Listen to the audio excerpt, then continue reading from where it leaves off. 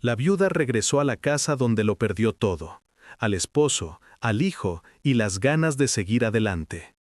Por una década cargó con la culpa como un yugo pesado, convencida de que el destino había maldecido a su linaje. Pero cuando el hambre y la miseria la empujaron a regresar al sitio donde todo se desmoronó, el ayer comenzó a susurrarle. Y lo que aparentaba ser solo el viento, resultó ser el murmullo de un secreto que alguien había intentado sepultar para siempre. Un secreto con el poder de transformar todo lo que ella daba por cierto sobre la catástrofe que arrasó su existencia. Antes de seguir, dime en los comentarios, ¿has descubierto alguna vez un secreto familiar que cambie tu percepción del pasado? Vamos a comenzar. El viento fue el primero en darle la bienvenida, y fue el único eco audible. No era un viento ordinario, era un gemido prolongado, un susurro doliente que se filtraba por cada rendija de la madera agrietada y parecía, de una forma inexplicable, pronunciar su nombre. María había vuelto. Se encontraba parada ante la casa donde lo había perdido absolutamente todo, en aquel rincón remoto del altiplano mexicano en 1880. Regresaba no por elección propia, sino impulsada por la necesidad más cruda. Viuda por segunda ocasión, sosteniendo la manita de su hija Rosa, la única chispa tenue que le restaba en un mundo convertido en tinieblas. La pobreza la forzaba a buscar cobijo en el mismísimo centro de su agonía, un sitio del que había jurado no volver a poner un pie jamás, hacía exactamente 10 años. El recuerdo la azotó mientras sus pasos vacilaban sobre el camino invadido por la maleza. La primera vez que escapó de esta casa lo hizo envuelta en humo, y un duelo tan opresivo que le cortaba el aliento, justo tras la desgracia que dividió su vida en fragmentos. Primero, la caída inexplicable de su esposo José desde el tejado de esa misma morada mientras arreglaba una baldosa floja.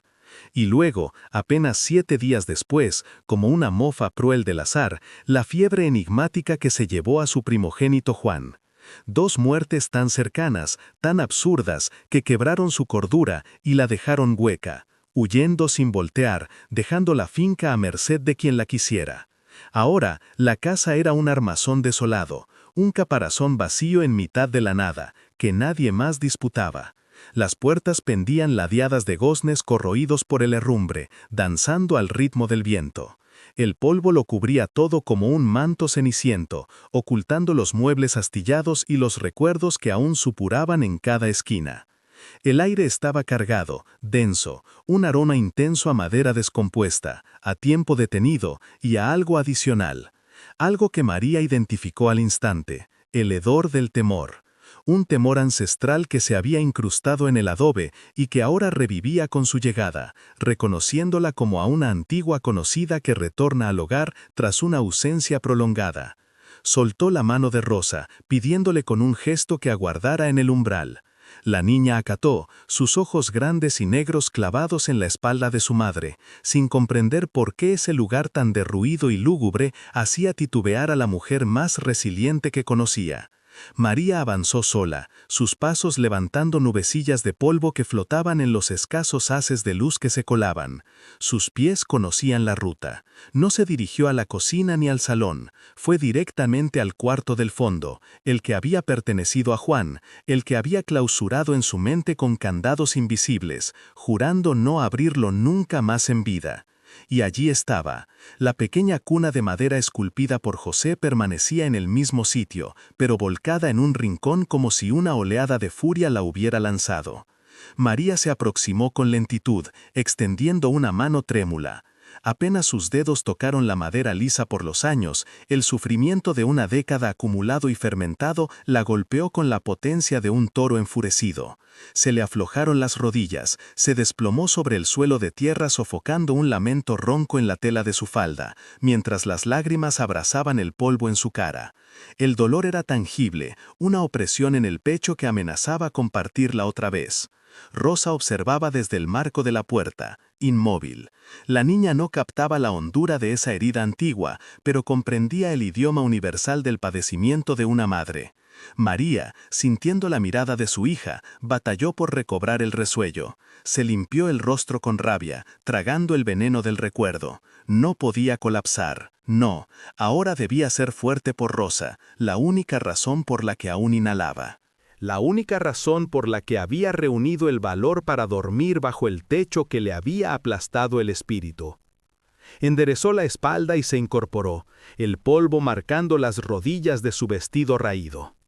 Esa noche inició el verdadero horror.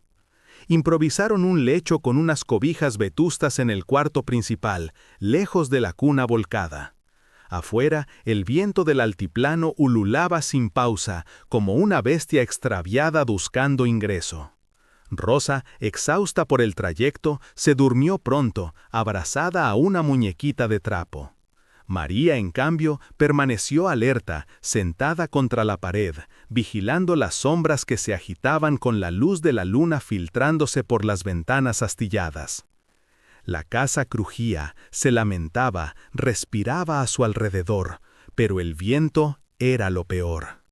Era un rumor constante que envolvía la morada y la aislaba del resto del orbe. Entonces lo oyó. No fue un rechinido de la madera ni el silbido del aire en las tejas, fue algo distinto. Entre el gemido perpetuo del viento, escuchó claramente una voz. Era delgada, casi pueril, un susurro que parecía nacer y extinguirse en la misma ráfaga. ¿Mamá?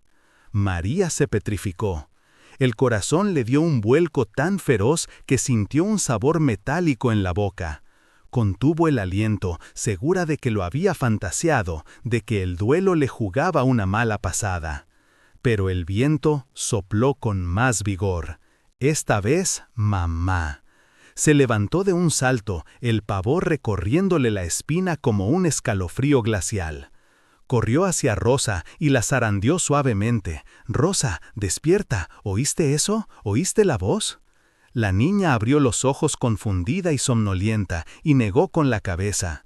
«Solo oigo el viento, mami, hace mucho estruendo». María la abrazó con fuerza, sintiendo el cuerpecito cálido contra el suyo. Se obligó a serenarse. Era el luto, era el cansancio, era el retorno a este sitio maldito que manipulaba su mente. No había nada allí, solo eran ella, su hija y una casa destrozada, repleta de recuerdos dolorosos. Pero a la noche siguiente, el susurro retornó. María ya lo aguardaba despierta en la penumbra con los nervios crispados. El viento arreció justo después de la medianoche y con él la voz. «Mamá, mamá». Esta vez fue innegable y venía acompañada de algo nuevo, un tamborileo rítmico, sutil, como si alguien golpeara levemente con un dedo desde algún lugar imposible. No eran las ramas contra la pared, no era la puerta floja, el sonido provenía de adentro, de muy adentro. Los días se tornaron en una tortura de vigilancia. El silencio diurno era casi peor que los susurros nocturnos, porque en la quietud total María se sentía observada por la casa misma. Intentaba reparar lo irreparable, devolver la vida a un lugar que parecía repelerla. Clavaba tablas sueltas sobre las grietas por donde silbaba el viento, pero el eco del martillo se sentía vacío, absorbido por el adobe y la desdicha. Fregaba el piso con un trapo húmedo, tratando de borrar las manchas de 10 años de abandono, pero el olor a madera podrida y a tiempo estancado persistía, adhiriéndose a sus ropas y a su cabello. Cada labor era una batalla, y ella sentía que perdía, que la casa meramente la toleraba esperando a que la oscuridad descendiera de nuevo. Rosa, por su parte, intentaba ser niña en un sitio que no tenía cabida para la infancia. Jugaba en silencio en el porche, dibujando figuras en el polvo acumulado, pero nunca se alejaba mucho de la vista de María.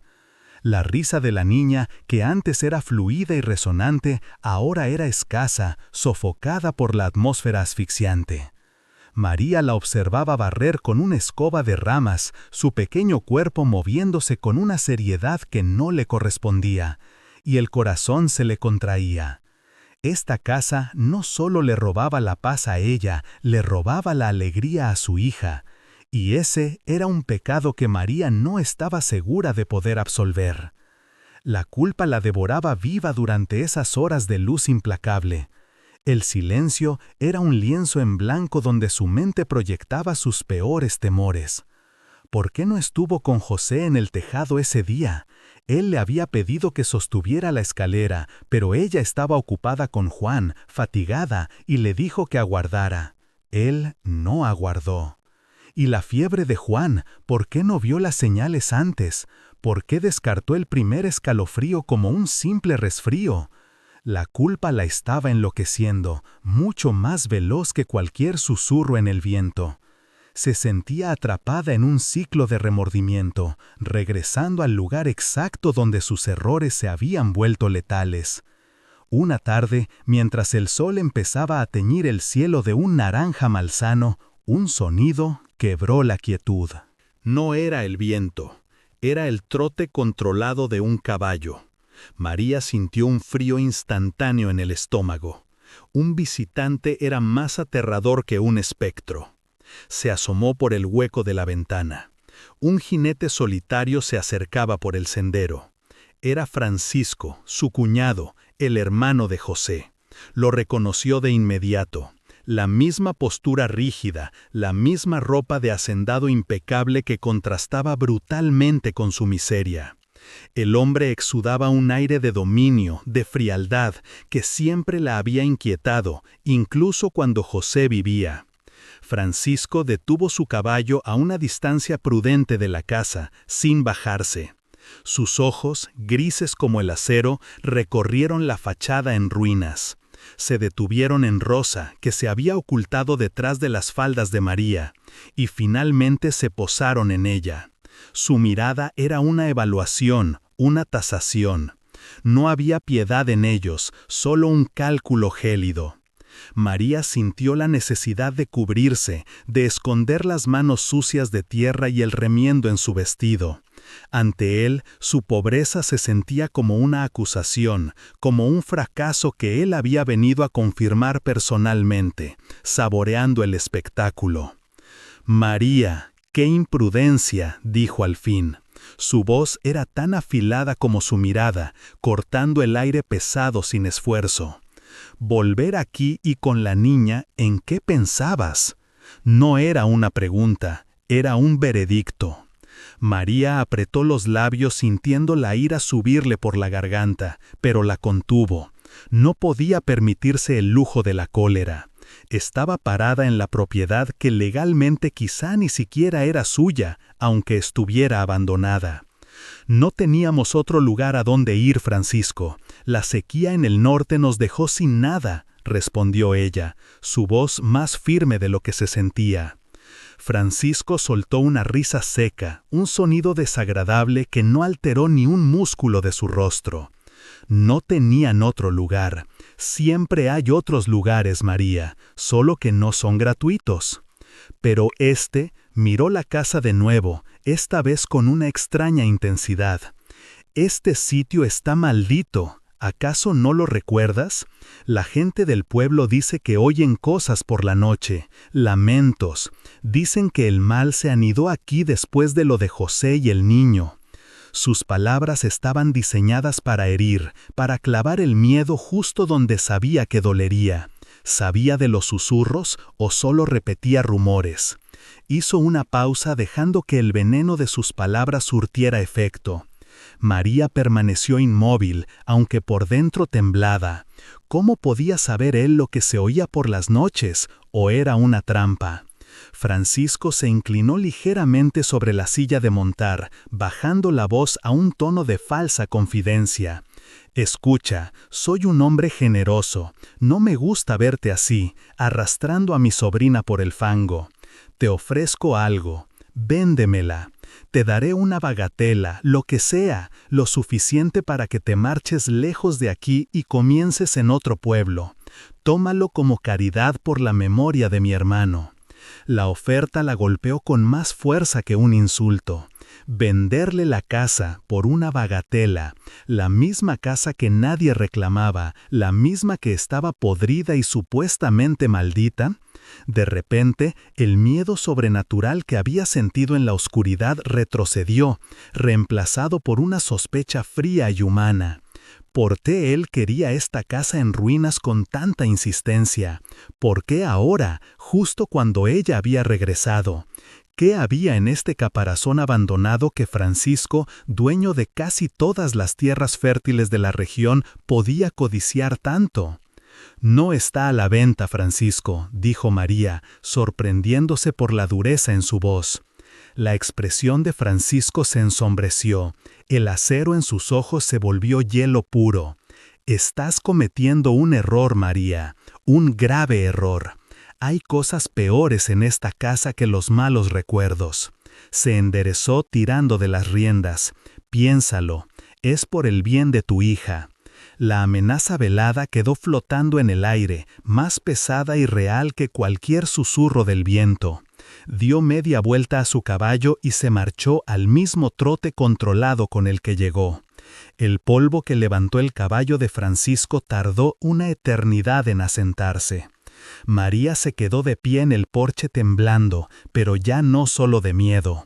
Era una rabia fría, una indignación que le quemaba el estómago. Francisco no solo no la había ayudado en 10 años, sino que ahora aparece para amenazarla, para expulsarle de lo poco que le quedaba.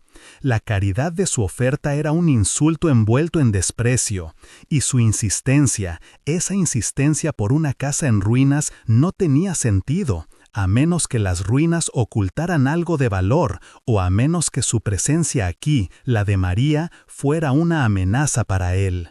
La sospecha era una semilla amarga que acababa de echar raíces profundas en su mente.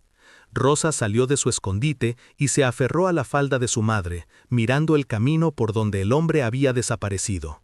«Mami, ese hombre es malo», susurró la niña, su voz captando la tensión que el adulto había dejado atrás. María la alzó en brazos, besando su cabello lleno de polvo. «No tienes que tener miedo, mi vida, no nos hará daño». Pero mientras lo decía, María supo que era una mentira. Francisco era un peligro real, tangible, un lobo vestido de hacendado que rondaba la casa esperando el momento de atacar. Ahora no solo luchaba contra los fantasmas de su pasado, luchaba contra un enemigo de carne y hueso que codiciaba su dolor. Esa noche, la atmósfera dentro de la casa cambió. El miedo a lo sobrenatural seguía allí, pero ahora competía con la ansiedad de lo humano. Cada crujido de la madera, cada golpe del viento, hacía que María saltara pensando que era Francisco regresando en la oscuridad. El viento seguía soplando, pero ahora, contaminado por la visita, ya no sonaba como un lamento infantil. Sonaba como una advertencia, como si la casa, o lo que fuera que habitara en ella, estuviera tan inquieta como ella, alertándola de un peligro mayor que el que acechaba en sus propias sombras. La casa y ella eran ahora aliadas incómodas contra el mundo exterior. Y entonces el susurro regresó, pero esta vez fue implacable. Ya no era un lamento suave, era una súplica desesperada, urgente. «Mamá, en el frío, en el frío». Una y otra vez, la voz golpeando sus oídos. María se tapó la cara con las manos. «Frío, qué frío». Estaban en pleno verano. El tamborileo también era más fuerte, más insistente, como un código que no podía descifrar. Venía de un lugar específico. Siguió el sonido con el oído, arrastrándose por el suelo polvoriento mientras Rosa dormía. No eran las paredes, era el suelo, cerca de la chimenea, cerca del hogar apagado. María no podía más, la locura la estaba arañando. Atrapada entre el miedo a Francisco y el tormento de esta voz, supo que no podía sobrevivir otra noche de asedio. Tenía que saber, tenía que enfrentar lo que fuera que estuviera allí abajo, fuera real o producto de su mente rota. Si era un fantasma, hablaría con él. Si era un truco, lo descubriría. Y si era Francisco, lo confrontaría. Encendió el candil, sus manos temblando tanto que la pequeña llama bailaba salvajemente, arrojando sombras monstruosas que se retorcían en las paredes de adobe. La cera caliente goteaba sobre sus dedos, pero el dolor apenas la registró. Se arrodilló junto a la chimenea.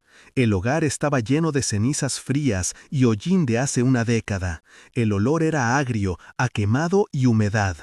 El viento ululaba con fuerza por el tiro, un sonido hueco que le erizaba la piel. El tamborileo era claro. Ahora, debajo de sus rodillas, palpó las tablas del suelo que rodeaban la base de piedra de la chimenea. Estaban más desgastadas que las otras, la madera suave por el tiempo. Empujó una, se movió. No estaba clavada del todo, otra más, también estaba suelta. Alguien había levantado estas tablas antes. Su corazón golpeaba tan fuerte contra sus costillas que temía que despertara a Rosa. Esto no era parte de la casa original. José nunca le había mencionado un sótano o un escondite, ¿o sí? Su memoria era un laberinto de dolor lleno de puertas cerradas. El susurro volvió tan cerca esta vez que pareció salir de la misma grieta que estaba tocando. En el frío. Con un movimiento brusco, metió la punta del cuchillo de cocina que llevaba en el delantal en la ranura entre las tablas. Hizo palanca con toda la fuerza que la desesperación le daba. La madera vieja protestó con un gemido agudo como un animal herido. La tabla cedió, luego otra. El olor que subió del agujero casi la hizo vomitar. No era el olor limpio de la tierra, era el olor de la descomposición, de algo húmedo y estancado, un aliento fétido que había estado atrapado durante años. Pero debajo, en la oscuridad absoluta que el candil apenas lograba perforar, no había tierra seca. Había un vacío, un espacio oscuro. Y en ese espacio algo se movió. No era una rata, era más grande. María retrocedió de golpe, ahogando un grito, su mano chocando contra la piedra de la chimenea. No estaba sola, nunca lo había estado. El terror que sintió en ese momento fue puro y paralizante, pero la voz, el susurro, se había detenido. En el momento en que las tablas se abrieron, el lamento cesó. Solo quedó el sonido del viento en la chimenea y el de su propia respiración entrecortada. El tamborileo también había parado. ¿Había liberado algo? ¿O había interrumpido algo? Bajó el candil hacia el agujero, sus ojos luchando por enfocar en la oscuridad polvorienta. No vio nada, solo sombras y más sombras. Metió la mano en la tierra fría que bordeaba el agujero y sus dedos tocaron algo. No era suave, no era piedra, era tela, una tela áspera, casi podrida por la humedad. Tiró suavemente, estaba atascado. Tiró con más fuerza, el miedo dándole un coraje irracional. Algo salió de la tierra. No era una caja, no era un diario, era un objeto pequeño envuelto en varias capas de lino descolorido. Lo sostuvo en la palma de su mano temblorosa bajo la luz parpadeante del candil. Era un bulto del tamaño de su puño y pesaba muy poco. María se quedó inmóvil mirando el bulto en su mano. Estaba cubierto de tierra y olía a humedad a tiempo enterrado. Pesaba casi nada. Por un momento, el miedo a lo que contenía fue mayor que el miedo a los susurros. ¿Qué clase de secreto guardaba la tierra bajo su hogar? ¿Era un amuleto contra el mal o era la fuente misma del mal? Rosa tosió levemente mientras dormía. Un sonido pequeño y real que atravesó el pánico de María. La trajo de vuelta. Estaba haciendo esto por ella, por su futuro. No importaba lo que encontrara, era mejor que la incertidumbre que las estaba ahogando. Con un suspiro tembloroso, llevó el bulto y el candil a la mesa rota. Con dedos que apenas obedecían, comenzó a desenvolver el lino. La tela estaba podrida, deshaciéndose al tacto, pegada por la humedad y los años. Era un trabajo delicado, más difícil que abrir un sepulcro. Cada capa que quitaba parecía liberar más olor a tierra fría. Esperaba cualquier cosa, un mechón de cabello, un diente de leche, una medalla oxidada, algo que confirmara la presencia de una tumba infantil. Su corazón latía con una anticipación enfermiza. La casa estaba en un silencio absoluto ahora. Incluso el viento parecía haberse detenido, conteniendo el aliento junto a ella, esperando ver qué secreto había guardado tan celosamente. Finalmente, el último trozo de tela cedió. Dentro no había un tesoro ni un horror. Había dos cosas. La primera era un silbato, un simple silbato de carrizo pequeño, de esos que los campesinos tallan para sus hijos en las tardes ociosas. Estaba manchado de tierra, pero intacto. María lo reconoció al instante. Sintió como si le hubieran dado un golpe en el pecho robándole el aire. José solía tallar estos silbatos para Juan. Tenía manos hábiles, manos que convertían la madera y el carrizo en juguetes, en promesas. Juan los adoraba, corría por el patio soplando hasta marearse. Junto al silbato había un trozo de papel. Estaba doblado varias veces y la humedad lo había convertido en una pulpa frágil. Era un milagro que no se hubiera desintegrado por completo. Con un cuidado infinito, usando la punta del cuchillo, María lo desdobló sobre la mesa.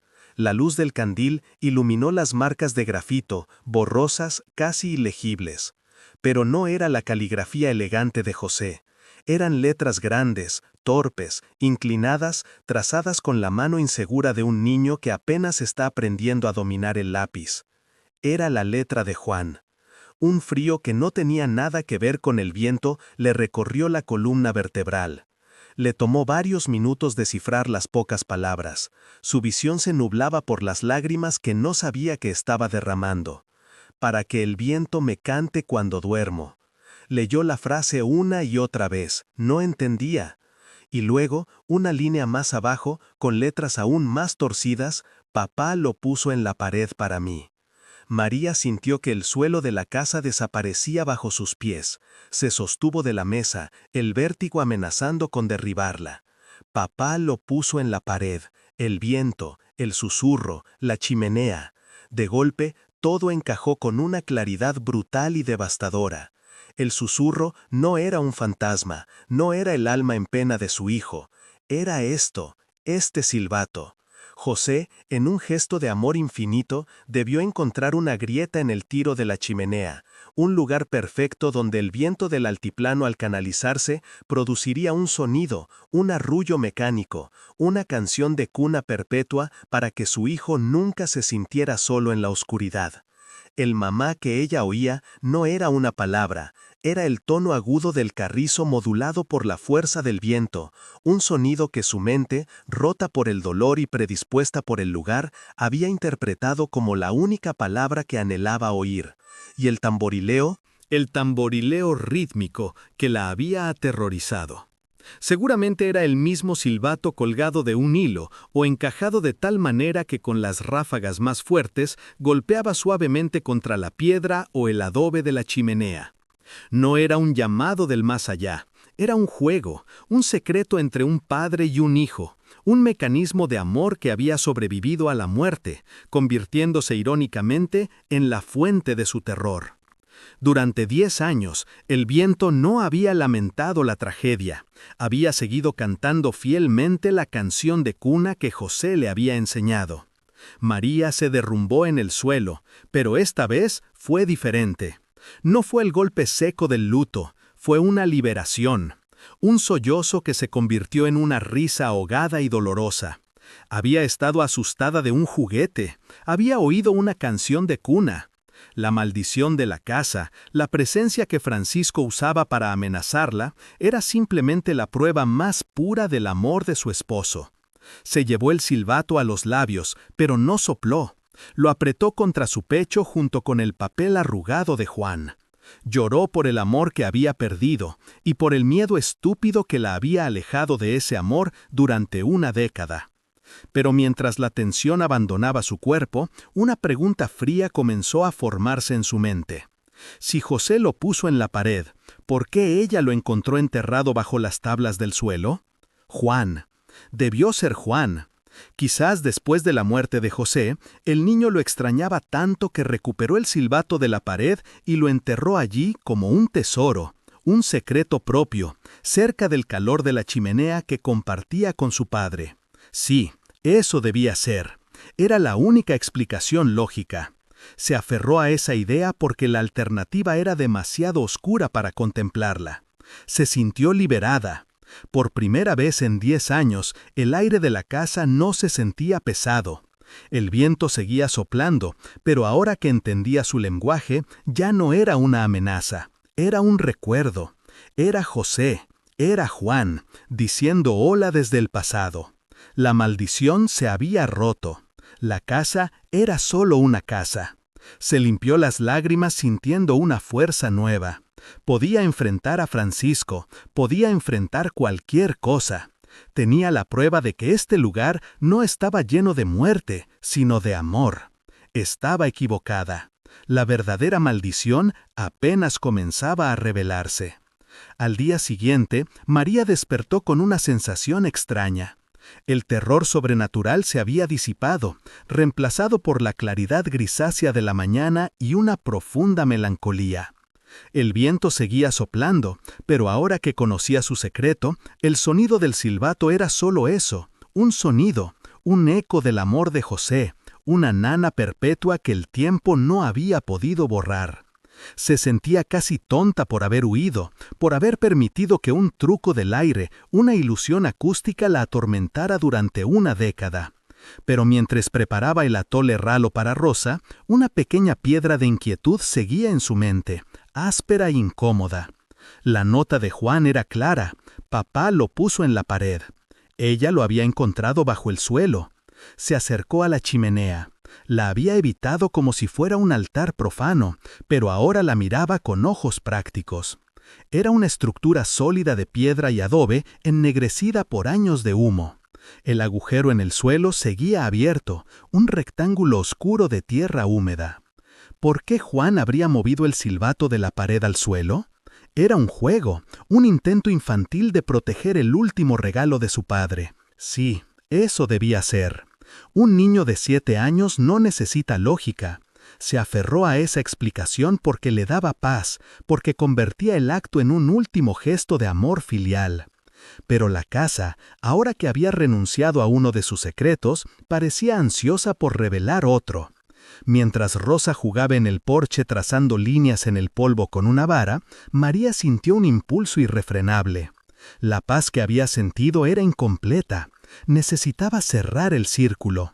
Tenía que ver el lugar original. Tenía que encontrar la grieta en la pared de la chimenea que José había usado. No era por miedo, era por necesidad de entender, de tocar el último lugar que las manos de su esposo habían tocado con ingenio y amor. Encendió el candil, aunque la luz del día inundaba la habitación.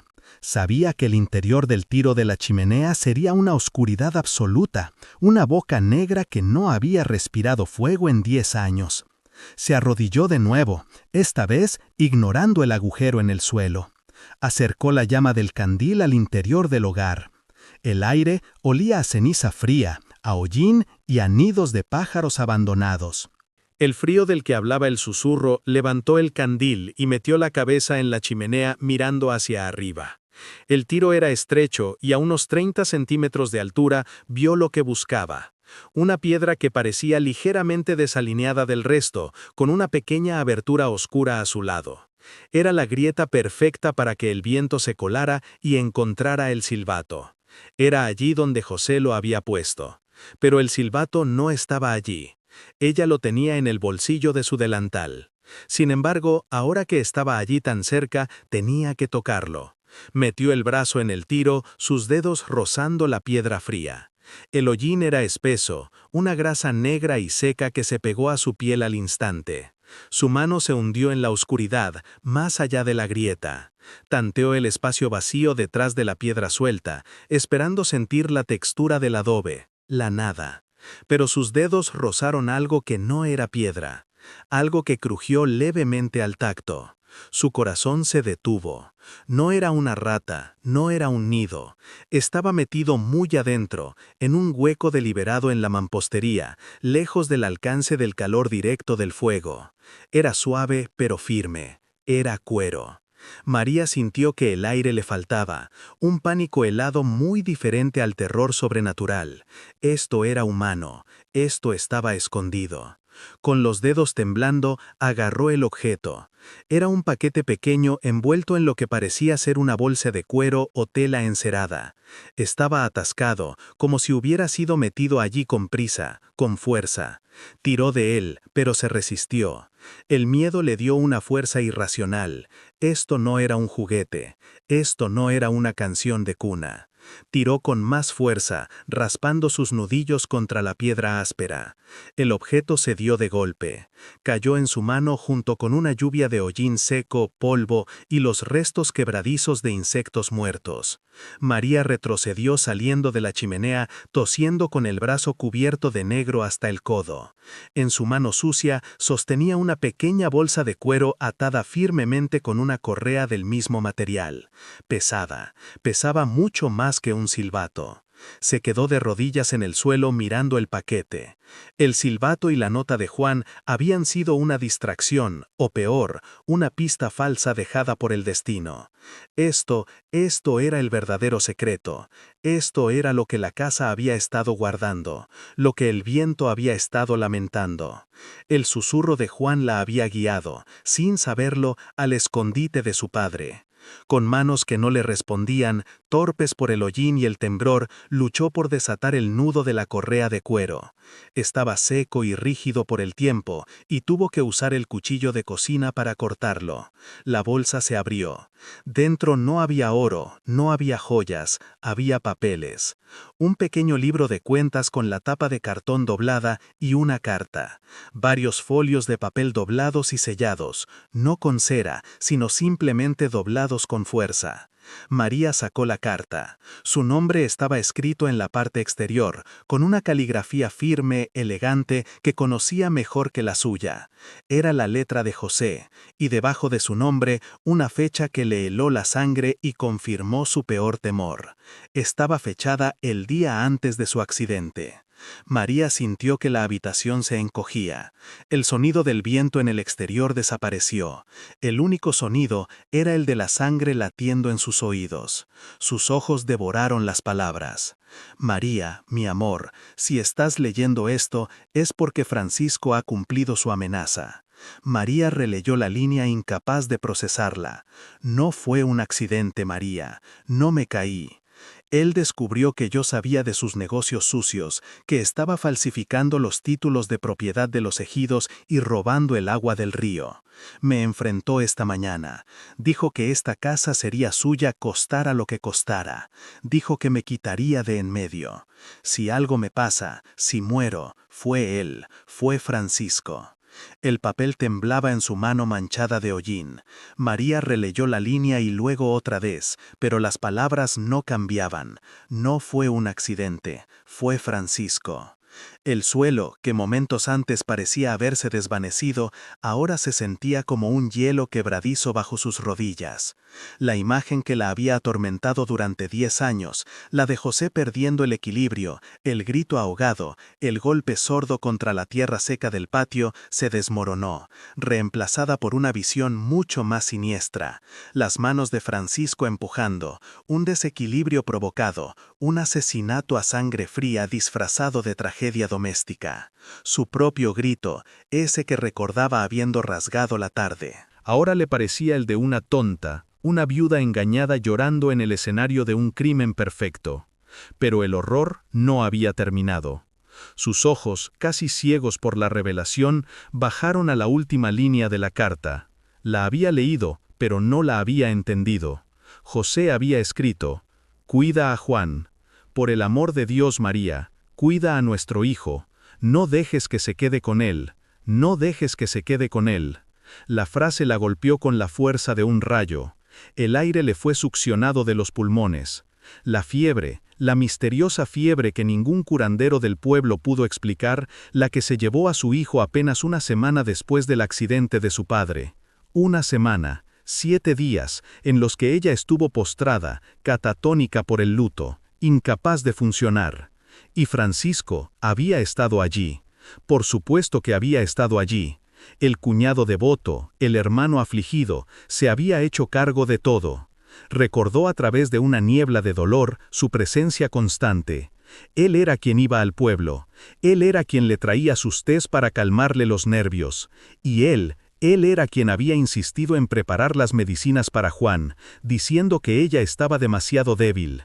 Le traía jarabes oscuros en una botella sin etiqueta, brebajes que, según él, el boticario había recomendado. Y Juan había empeorado, cada día más débil, cada noche con más frío, hasta que su pequeño cuerpo simplemente se rindió. No, María ahogó un sollozo, que era mitad grito, mitad arcada. El silbato, mamá, en el frío, en el frío. No era el viento, no era la chimenea, era Juan, era su hijo en sus últimos momentos de delirio, repitiendo la palabra que asociaba con su padre, con el juguete que le cantaba desde la pared. Y ella, en su estupor de dolor y láudano, probablemente administrado por el propio Francisco, no lo había entendido. El secreto enterrado no era solo un asesinato, eran dos. No fue el destino el que le arrebató a su familia, no fue una maldición, fue Francisco. Había matado a José por la tierra y el agua, y luego, con una crueldad metódica, había envenenado lentamente a su propio sobrino. ¿Por qué? La respuesta era tan fría y clara como los ojos de Francisco. Para asegurarse, para que la tragedia fuera completa, para que la casa quedara tan impregnada de muerte que María huyera gritando, abandonando la propiedad, la prueba, el libro de cuentas. Un esposo muerto es una tragedia. Un esposo y un hijo muertos en una semana es una maldición del cielo. Él había fabricado la leyenda que ahora usaba para amenazarla. Había matado a su familia, y luego había usado sus muertes como un arma para robarle la herencia. La casa, el libro de cuentas, las tierras, todo. Y el silbato enterrado. Ahora lo entendía. Juan no lo había enterrado, Francisco lo había hecho. Después de que Juan muriera, debió encontrar el silbato. Quizás el niño, en su delirio, hablaba de él. Francisco, temiendo que fuera una pista, lo arrancó de la pared y lo enterró bajo las tablas sueltas, en el mismo lugar donde el viento ya no podía hacerlo cantar. Pero el viento del altiplano es terco. Encontró otra grieta, otra forma de colarse. Y aunque ya no tenía el silbato para cantar, seguía susurrando, creando un vacío de sonido que la mente de María había llenado con la voz de su hijo. La casa estaba tratando de hablar, y Francisco había tratado de silenciarla. La culpa paralizante que la había definido durante 10 años, la que la hacía despertar sudando frío, la que la convenció de que era una mala madre y una esposa descuidada, se evaporó. En un segundo se fue succionada por el tiro de la chimenea. No fue reemplazada por alivio, sino por algo mucho más denso, más pesado, una rabia pura, fría como el hierro. Una rabia que le devolvió la fuerza a sus miembros y la claridad a su mente. Ya no era una víctima del destino, era la superviviente de una masacre.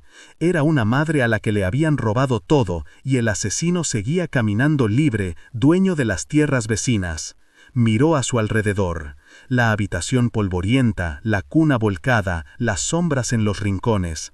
Esta casa no era una tumba, no era un lugar de luto, era la escena de un crimen. Era la única testigo que le quedaba, el viento, el hollín, las piedras frías. Todos sabían la verdad y habían esperado 10 años a que ella regresara y tuviera el coraje de escuchar.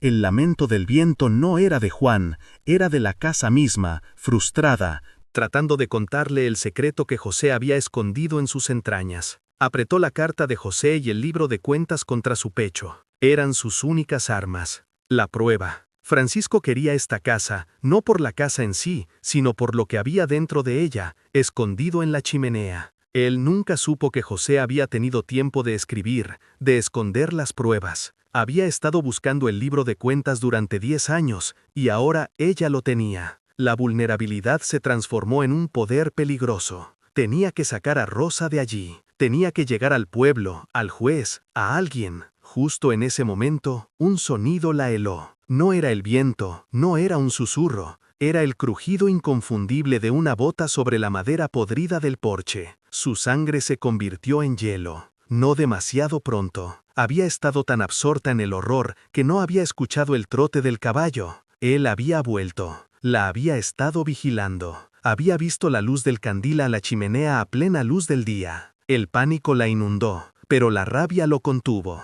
Se puso de pie lentamente, ocultando la carta y el libro en los pliegues de su falda. La puerta de la casa se abrió de golpe, arrancada de sus goznes oxidados por una patada violenta. La luz del sol la cegó por un segundo, recortando la silueta alta y oscura en el umbral. Era Francisco. Su rostro no era frío esta vez, estaba contorsionado por una furia que no se molestaba en ocultar. Sus ojos grises barrieron la habitación, vieron el agujero en el suelo, la chimenea abierta, el hollín en su brazo y en su rostro. «Te dije que te largaras, María», gruñó su voz baja y letal. «¿Qué demonios estás haciendo?». La mujer que lo enfrentó ya no era la viuda temblorosa que había llegado allí arrastrando los pies. Era una figura cubierta de hollín, sus ojos ardiendo con una luz febril en medio de la máscara negra. Se irguió lentamente, la carta de José arrugada en una mano, el libro de cuentas en la otra. La rabia le había dado una calma aterradora, una compostura que Francisco no reconoció. «No fue un accidente», dijo María. Su voz no era un grito, era baja, gutural, un sonido que parecía venir de la misma tierra bajo sus pies. Sostuvo la carta. «Lo mataste». La pretensión de Francisco se evaporó como el agua en una plancha al rojo vivo. Su rostro, por un segundo, mostró el pánico desnudo de un hombre atrapado. Vio la carta, vio el libro de cuentas. Había subestimado a José, había subestimado a María. «¡Dámelo!», rugió, y la furia que había estado ocultando bajo una capa de frialdad explotó. Se abalanzó sobre ella, no como un cuñado, sino como un ladrón, un asesino. Ya no le importaba la farsa, solo quería la prueba. No le importaba si tenía que matarla como había matado a José para conseguirla. Pero la María que lo recibió no era la misma. El miedo había sido reemplazado por la furia de una madre a la que le habían arrebatado sus cachorros. Cuando él se abalanzó, ella no retrocedió. Sostuvo la carta en alto y lo golpeó en la cara con la otra mano. Un golpe torpe, instintivo, manchándolo de hollín.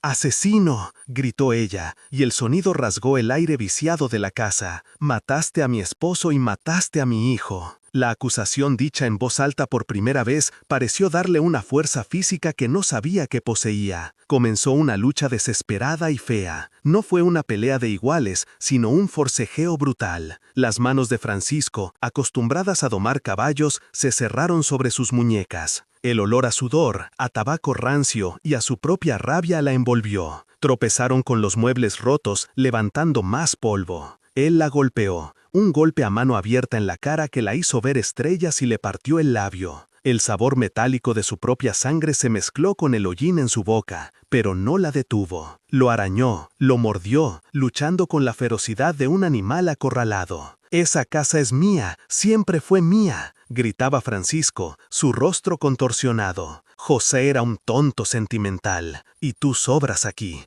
tú y esa bastarda». El insulto a Rosa fue como echar gasolina al fuego. En ese momento, desde el rincón donde dormía, un grito agudo perforó el caos. «¡Mamá!». Rosa estaba despierta, sentada en las mantas, sus ojos dilatados por el terror viendo la silueta de su madre luchando contra el hombre malo. Ese sonido rompió la última atadura de civilización en María. Ya no luchaba por el pasado, luchaba por el presente. Con una fuerza que nació del pánico maternal, María se retorció y logró liberar una mano. Sus dedos buscaron a tientas en el delantal el cuchillo, el mismo cuchillo de cocina con el que había abierto el suelo, lo agarró y sin pensar lo blandió hacia él.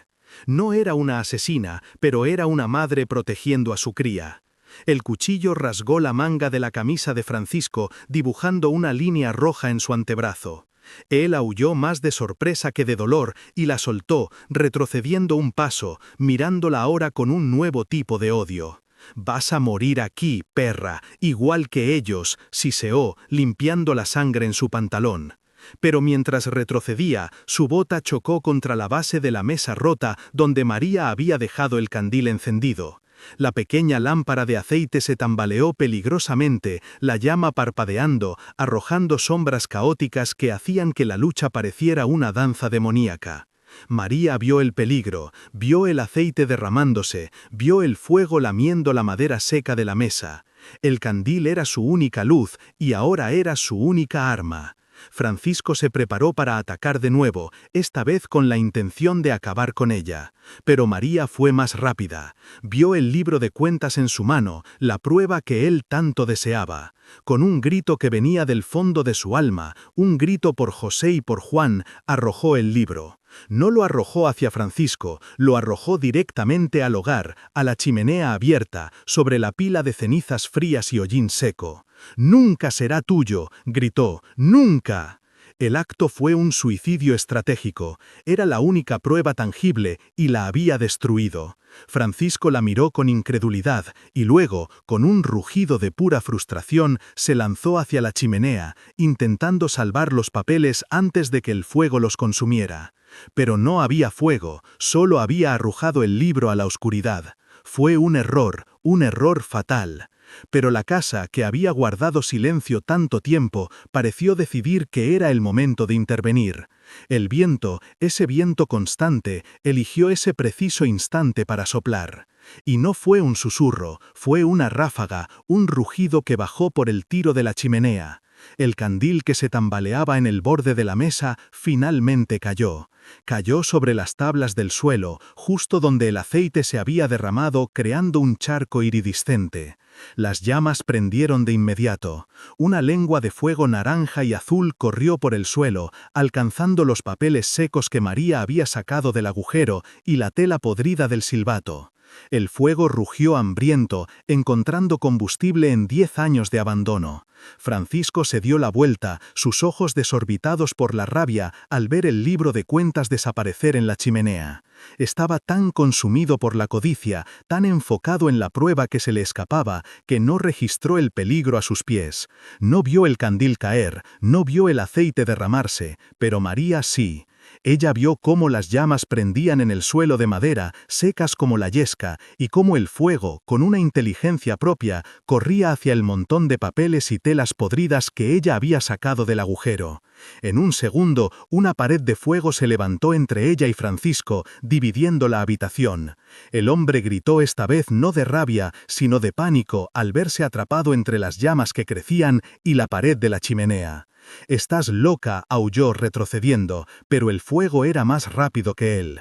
Y entonces el viento, el verdadero protagonista de esa casa, el que había cantado la nana y guardado el secreto, pareció tomar su decisión final. Sopló. No fue un susurro, fue un rugido, una exhalación furiosa que bajó por el tiro de la chimenea como el aliento de un dragón. La ráfaga golpeó el libro de cuentas que ardía dentro, escupiéndolo hacia afuera como una brasa vengativa directamente sobre el pecho de Francisco. Las llamas prendieron en su camisa de algodón fino, en su chaleco de hacendado.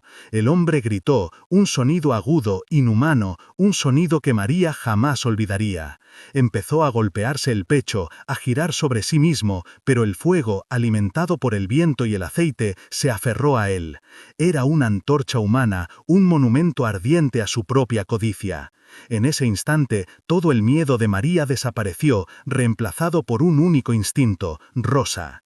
Corrió hacia su hija, la arrancó de las mantas cubriendo su rostro contra su pecho para que no viera al hombre arder, para que no respirara el humo negro y espeso que ya llenaba la habitación.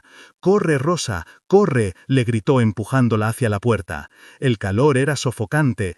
El crepitar de la madera era ensordecedor. Francisco, ciego por el dolor y las llamas, tropezó hacia atrás buscando aire, buscando una salida.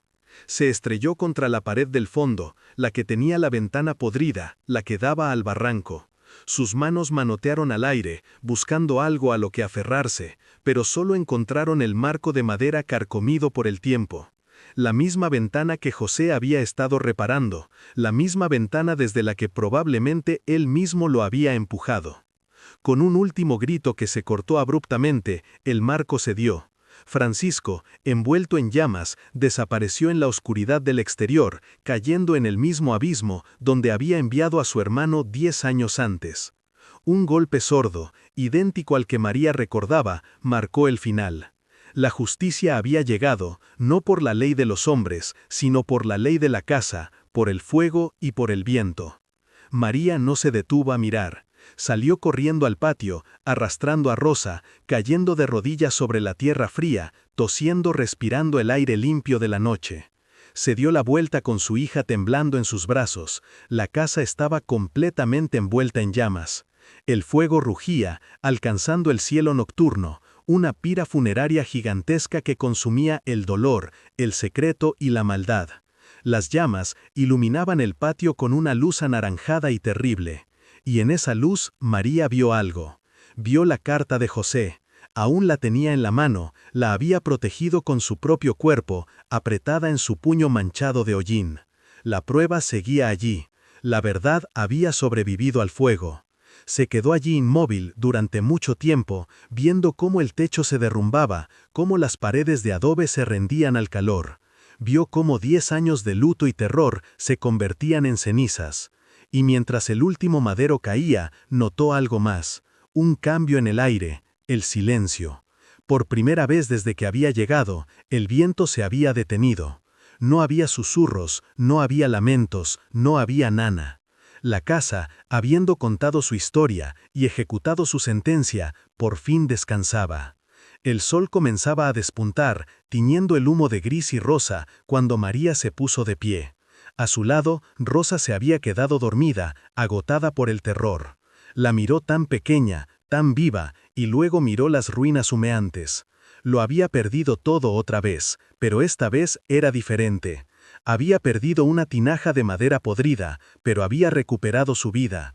Había recuperado su inocencia.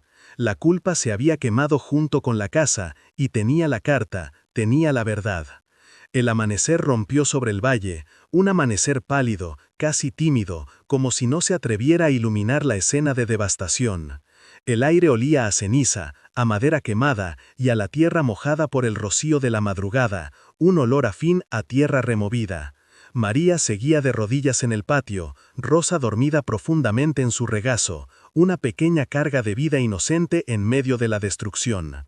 Las ruinas de la casa humeaban, un montón negro y sin forma que ya no se parecía a un hogar, sino al cadáver de un monstruo que por fin había sido vencido. Y el silencio. El silencio era lo más impactante. Era un vacío absoluto, un silencio que ya no pesaba, sino que liberaba. El viento se había ido, y con él los susurros, la nana, la advertencia. No podían quedarse allí. No había nada por lo que quedarse. Con un esfuerzo que le dolió en cada músculo magullado, María se puso de pie, acomodando a Rosa en su pradera. Apretó la carta de José, ahora su única posesión de valor, en la mano libre. No miró atrás. Comenzó a caminar por el sendero, alejándose del epicentro de su dolor y de su liberación. No tenía un destino, no tenía un plan. Por primera vez en su vida, no caminaba hacia un refugio, sino que simplemente caminaba lejos del pasado. Cada paso una sílaba en una nueva frase que aún no entendía. Sus pies cubiertos de polvo y ceniza dejaban huellas limpias en el rocío. Cuando el sol estuvo un poco más alto, Rosa se removió y despertó. Abrió los ojos y miró por encima del hombro de su madre. Sus ojos infantiles se abrieron con sorpresa, pero no con miedo. Vio el humo, vio la nada donde antes había una casa rota. «Mami», susurró, su voz ronca por el sueño. «¿Dónde está la casa?» María se detuvo un segundo, besó su frente sucia. «Se fue mi amor», le dijo, y su propia voz sonó extraña, tranquila. «La casa se quemó, ya no está». Rosa asintió como si esa fuera la respuesta más lógica del mundo. Y recostó su cabeza en el hombro de su madre, volviendo a cerrar los ojos, segura. María miró la carta arrugada en su mano. Era la prueba, era la verdad. Su primer instinto, el de una mujer civilizada, fue correr al pueblo, encontrar al juez, al comisario, mostrarles la prueba y exigir justicia. Pero ¿es justicia para quién? ¿Y qué creerían? Una viuda histérica cubierta de hollín y ceniza, apareciendo al amanecer para acusar al hacendado más poderoso de la comarca, ahora muerto, de crímenes cometidos hace 10 años? ¿Verían la casa quemada? ¿Verían sus manos arañadas? Y la historia que ella contaría sobre vientos que susurran, silbatos en chimeneas y asesinos que arden, sonaría como la confesión de una loca. Comprendió con una claridad tan cortante como el aire de la mañana que esa carta no era para el mundo, era para ella. No era un documento legal, era su absolución. El mundo no necesitaba saber la verdad, ella necesitaba saberla para poder seguir viviendo. El mundo no entendería la justicia poética del viento, el mecanismo de amor de José, o la forma en que la casa misma había actuado como juez y verdugo. La justicia ya se había cumplido de una forma más antigua y más profunda que cualquier tribunal. Guardó la carta en el bolsillo de su delantal, junto al pequeño silbato de carrizo. Siguieron caminando y a medida que se acercaban al camino real, el primer rayo de sol directo las golpeó.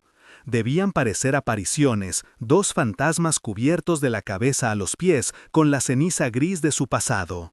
Un lechero que pasaba en su burro cargado con cántaros de barro se detuvo en seco al verlas. Sus ojos se abrieron con horror, mirando primero a las dos figuras espectrales y luego a la columna de humo negro que se elevaba en la distancia, contaminando el cielo azul. «Dios mío, señora», tartamudeó el hombre, «¿qué ha pasado? ¿Están bien?» María lo miró, y por primera vez en 10 años su mirada era firme, directa. «Un accidente», dijo con calma, su voz rasposa por el humo y las lágrimas secas. El fuego empezó en la chimenea, las llamas fueron muy rápidas. Hizo una pausa y añadió, con una finalidad que no admitía más preguntas. «Lo perdimos todo». Era la verdad más simple y más pura. Era una historia que el mundo podía entender. Una tragedia limpia, despojada del crimen, de la venganza y de la locura. El hombre se santiguó, ofreciéndoles agua de su cantimplora y un lugar en el burro. María entendió el fuego. No había sido solo la justicia de la casa, había sido un bautismo, una purificación.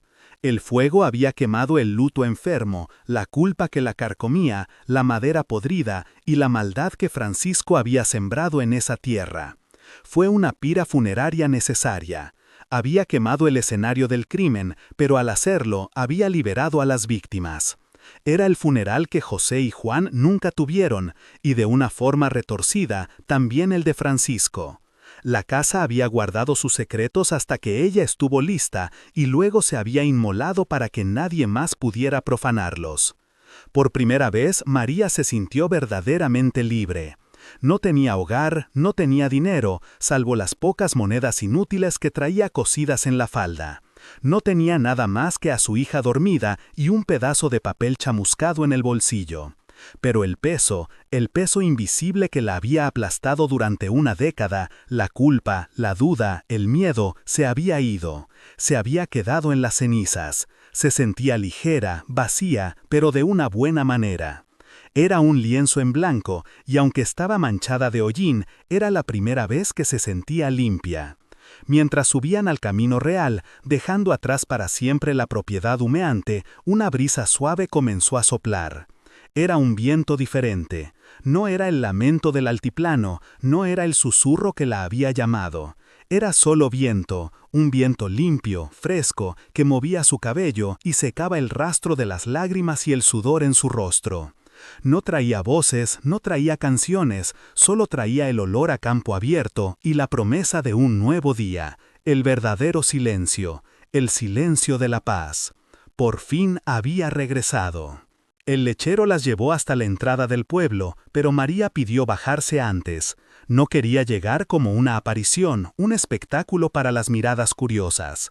Caminó por las calles polvorientas, sintiendo el sol de la mañana calentar su rostro sucio. La gente la miraba así, pero no con el desprecio que recordaba. La miraban con la lástima que se le tiene a las víctimas de una desgracia. Aceptó esa mirada porque era un escudo perfecto. Ella, la pobre viuda que lo había perdido todo de nuevo en un trágico incendio. La ironía la hizo casi sonreír, pero sus labios partidos por el golpe de Francisco se lo impidieron. El dolor físico era un ancla que la mantenía en la realidad. Su primer destino fue la fuente pública en la plaza. El agua corría clara y fría sobre la cantera. Dejó a Rosa en el borde y sumergió la cabeza y los brazos frotando con fuerza. El agua se volvió negra al instante, llevándose el hollín, la ceniza y la sangre seca de su labio. Frotó hasta que su piel ardió. Luego limpió a Rosa con una suavidad que contrastaba con su propia violencia. Miró su reflejo en el agua estancada. Era solo una mujer, cansada, magullada. Pero era ella. Ya no era la loca de la Casa del Viento, era María. Con el rostro limpio, el mundo parecía más nítido. Se sentó en una banca bajo la sombra de un fresno, sintiendo el peso de la carta y el silbato en el bolsillo de su delantal. Eran los únicos artefactos que habían sobrevivido al fuego. La prueba, la verdad. Sabía con una certeza absoluta que nunca se la mostraría a nadie. ¿Para qué? ¿Para que los hombres de ley desenterraran los huesos calcinados de Francisco del Barranco? ¿Para que mancharan la memoria de José con un escándalo? No, la justicia ya se había cobrado. El viento y el fuego habían sido el tribunal, y su sentencia era inapelable. El silencio que la envolvía era lo más extraño. Durante 10 años su mundo interior había estado lleno de ruido, el susurro del viento, el eco de sus propios gritos, el lamento de la culpa. Ahora todo estaba callado. El viento que movía las hojas del fresno sobre su cabeza era solo eso, viento. Ya no tenía mensajes, ya no tenía secretos. La casa se había llevado su voz con ella al arder. María había regresado al lugar donde lo perdió todo, y al enfrentarlo descubrió que el lugar no la retenía a ella. Ella retenía al lugar, y el fuego la había liberado de ese abrazo. Sacó el pequeño silbato de carrizo. Estaba tibio por el calor de su cuerpo. Lo giró en sus dedos, el juguete que había sido la fuente de su terror. Lo levantó y por primera vez sopló. El sonido fue agudo, claro, un poco melancólico. Una simple nota. Rosa, que jugaba a sus pies, levantó la vista y sonrió, reconociendo el sonido de un juguete. María se lo dio. «Era de tu hermano», le dijo. «Rosa». Lo tomó sin entender el peso y sopló, produciendo una risa alegre. La canción de cuna, liberada del terror, por fin podía volver a ser solo una canción. Vio al comisario cruzar la plaza, su uniforme brillando bajo el sol. Él ni siquiera la miró. Ella era invisible, solo una viuda más en un país lleno de ellas. Y en esa invisibilidad encontró su poder. Ya no era la esposa de José ni la cuñada de Francisco. Era solo María. Una mujer sin pasado, sin casa, sin nombre reconocible. Y eso significaba que podía ir a cualquier parte, podía ser cualquier persona. La destrucción total de su antigua vida no era un final, era un prólogo, terrible pero necesario. «¿A dónde vamos ahora, mami?», preguntó Rosa, devolviéndole el silbato. María la miró. Miró el rostro limpio de su hija, la única raíz que le quedaba en el mundo. Tomó el silbato y lo guardó. Tomó la mano de Rosa. «Lejos de aquí», respondió con sencillez. «Vamos a buscar un lugar donde el viento no tenga nada que decir, un lugar donde solo sople para secar la ropa en el tendedero y para llevar el olor del pan recién hecho». Rosa asintió satisfecha con la respuesta. Vendió la única posesión que le quedaba, un pequeño medallón de oro que José le había dado y que llevaba oculto bajo el vestido cosido al forro. No le dieron mucho, apenas lo suficiente para comprar 2 pasajes en la carreta que salía esa misma tarde hacia el norte, hacia Querétaro o quizás más lejos, no importaba. Mientras subía al carro se sintió extrañamente ligera. El hollín se había ido, pero la sensación de limpieza permanecía. Mientras la carreta se alejaba, María miró por última vez hacia las colinas del altiplano. La columna de humo se había disipado, convirtiéndose en una mancha difusa en el cielo azul. La casa ya no existía. El secreto estaba a salvo, enterrado bajo cenizas que la lluvia pronto convertiría en lodo. El viento le había susurrado una verdad enterrada, no para que el mundo la supiera, sino para que ella pudiera perdonarse. Y al hacerlo, le había devuelto la vida que su cuñado intentó robarle. María había regresado al epicentro de su dolor y había salido del fuego literalmente con la verdad en el bolsillo. Y ahora quiero saber de ti. ¿Alguna vez has sentido que un lugar guarda un secreto? ¿Que las paredes te observan? Cuéntame aquí en los comentarios si crees que el pasado puede quedarse atrapado en los lugares que habitamos, esperando a que alguien regrese a escucharlo. Si esta historia te ha conmovido y quieres más relatos llenos de misterios y revelaciones como este, suscríbete al canal ahora mismo. Es como abrir una puerta a mundos ocultos que te esperan. Comparte con la comunidad tus propias experiencias con secretos del pasado, qué has aprendido de este video, si te ha impactado el giro del viento revelador y si te ha gustado, házmelo saber para crear más contenidos así.